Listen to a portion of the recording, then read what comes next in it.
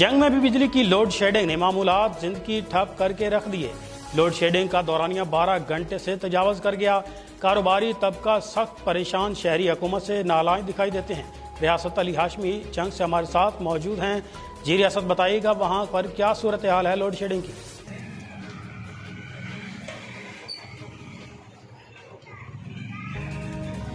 जी बिल्कुल अमजद, मैं आपको बताता चलूँ कि डिस्ट्रिक्ट जंग में भी गैर एलानिया लोड शेडिंग ने शहरियों का जीना मुहाल कर दिया, जिसमें कि आपको बताता चलूँ कि 10 घंटे से लोड शेडिंग जो इजाफा कर दी है।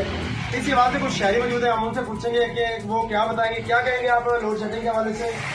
ये लोड शेडिंग की वजह से काफ़ी मसाइल का सामना है। एक तो हमारे कारोबार मुकम्मल तौर पर ठप्प है, उसके अलावा रात को मच्छर तंग करते हैं। कारोबार ना होने के बराबर है, ना मस्जिद में लाइट है, ना स्कूलों में लाइट है। बच्चों को भी काफ़ी मसाइल का सामना है।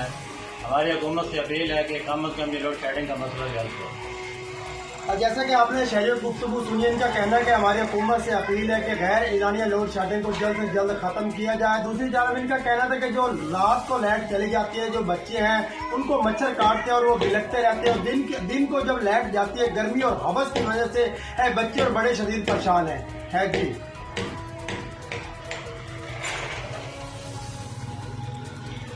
फैसलाबाद से खबर है, जहां जड़ावाला के